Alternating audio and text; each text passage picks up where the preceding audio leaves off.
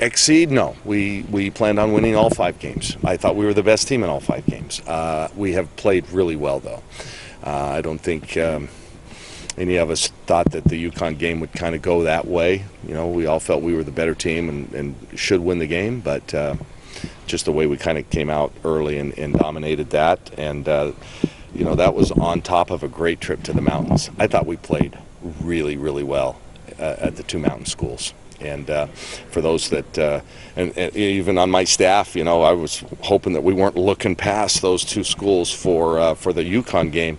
We put up 31 in the first quarter in each night. And that, to me, kind of shows that, hey, we're a mature team, we're experienced, and we were looking at what it was right in front of us, not what was way ahead.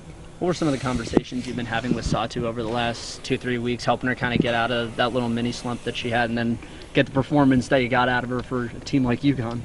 Yeah, well, we've just encouraged her to keep being aggressive. I think we're a different team when she's aggressive and gets to the rim and gets on the offensive boards. We become really difficult because, you know, she's still she's not shooting it like I know she can, but we just need that. We need that kind of presence, and she gives it to us. You know, we don't get to the line a ton. We have more recently, but in large parts because of her.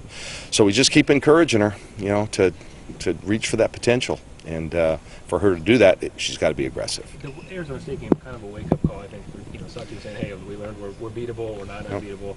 Minyons saying it was a good lesson. Just overall, how do you feel about the way your team is reacting to that and trying to elevate its play? Well, we haven't lost since, and I think in those games we've beaten at least 4 top 10 teams, and Arizona on the road in front of a big crowd, and they were ranked high. We've played really well. We've played tough competition, and I think that was a real turning point. I think we just played harder since then, a little more focus, and we've turned up the defense. I think that's been the main difference in this stretch.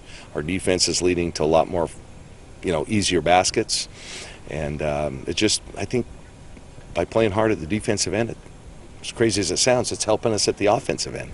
Watching the game last night, one thing that struck me that didn't strike me as much live is Taylor's impact in that regard, and Minyons, just those 2 specifically, and then other factors that you feel like it really helped you ramp up the defense, the defensive intensity, because in the mountain schools obviously has a huge impact. Yeah, you know, it's kind of funny there for a while we were struggling with Minyons in terms of how to, you know, get her involved in what we're doing.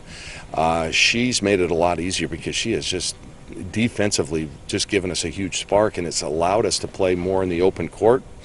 And that's where she excels. In the half court, you know, it's still a struggle sometimes, but she has figured that out on her own and made it so her defense was so valuable to us that it kind of trumped maybe some of the offensive deficiencies. But now she's getting to the line, she's attacking the rim, she's pushing pace, she's just doing so many great things for us. So Satu deserves a lot of credit for how our team has changed, but I think Minyons does too. You mentioned Taylor Chavez. Taylor's been one of our most consistent players all year round.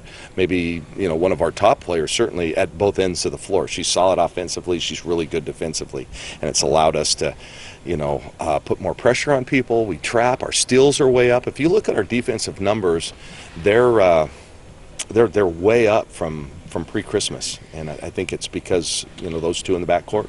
Minyons said she's been working on her shot more than she ever has in her college career. I mean, how do you see that manifest itself out of practice, or is that more of you come in and she's putting up 1,000 threes in the gym? Yeah, every day she does, every day. Number one, it's going to help her if she decides she wants to go pro. You know, I know she's got great job options already, but if she wants to play pro, then she's got to have some kind of a shot. And it's kind of funny, I think people are changing. People are not playing off her now. Against Cal, they tried to play off her. She goes 3 for 3 from the three-point line. She had a big one against the Beavers. We're putting her in the middle against the zone, and she's, you know, money on that little mid-range shot. She's making enough that people have to guard her. So they're changing their game plan, and now we're able to play more like we play. But I give her a ton of credit. She's working at it.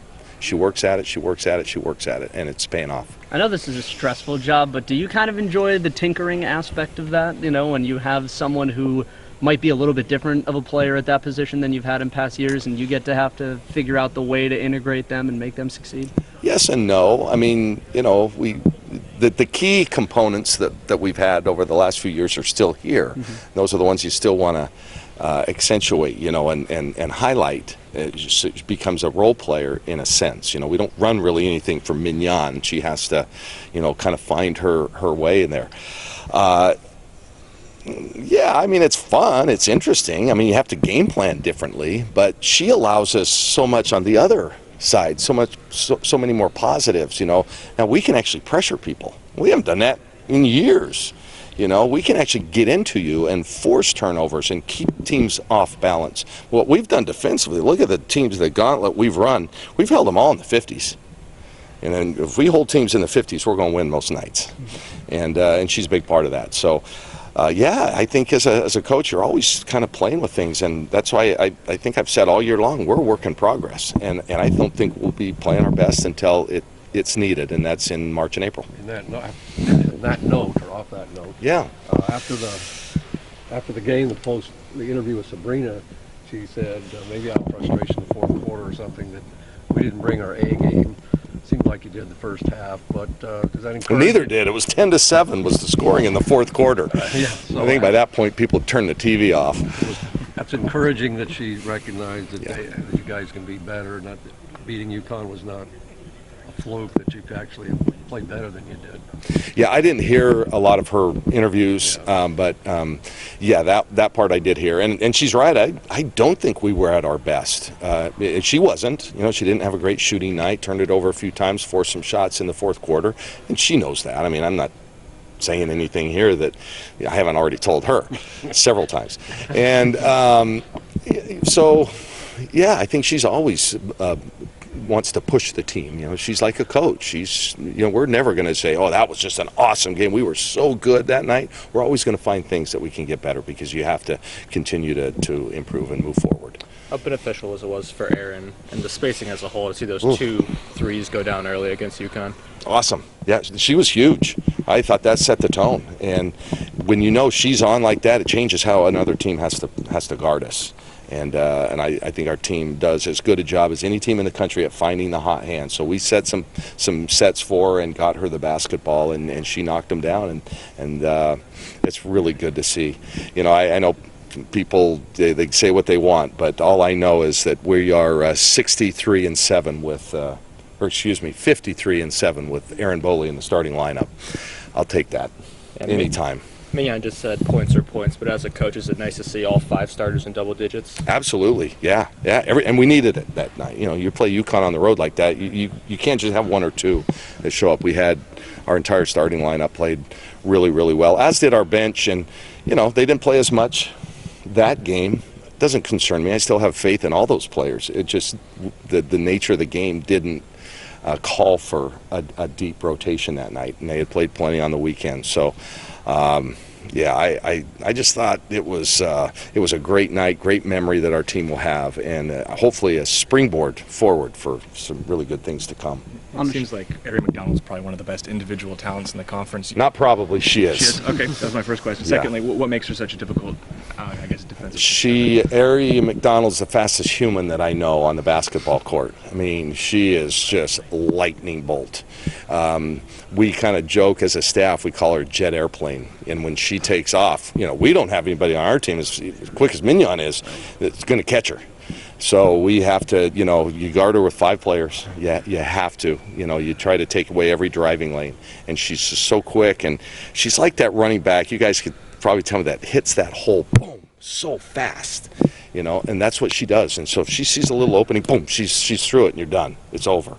So I love her passion. She's a good rebounder. She still shares the ball. I mean, she is I joked with her during the handshake line down in Arizona. I said, you look like you're ready for the WNBA to me.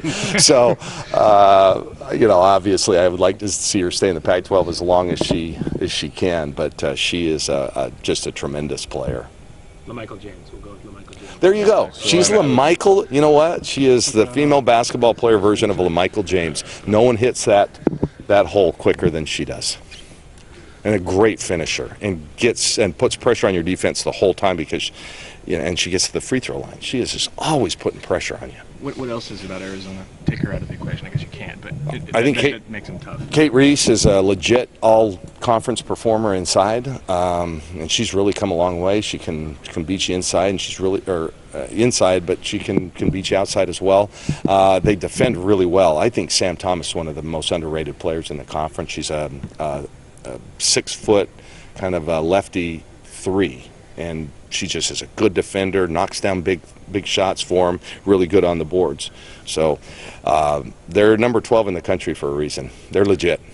Arizona State, do you think kids had that one circled on the calendar from the time they came back from Tempe? Well, we haven't even talked about them. They might. Did you ask them that? I didn't know. Oh, okay. Well, you had your I opportunity. did, It's over but now. I thought I'd go to the head guy and see what he I had don't to know. say. I haven't mentioned them. Yeah. We've only talked, and I tell you, I think our team is doing a great job of just one game at a time. But when you get a loss like that, and you kind of have 5-6 games after that, and you realize how much better you played, Yeah. is that kind of look in the rearview mirror and say, oh, we got to do a better job than that, and they're going to pay for it this time?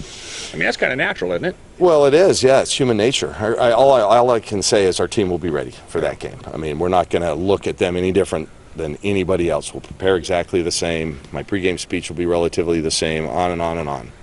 It's just another opponent. Our kids will be hungry, yes, because they're our only loss so far in league. That's our only blemish. A couple weeks ago, you're a little limited bench-wise from a health perspective. Is it looking better now? Yeah, I think we're all back.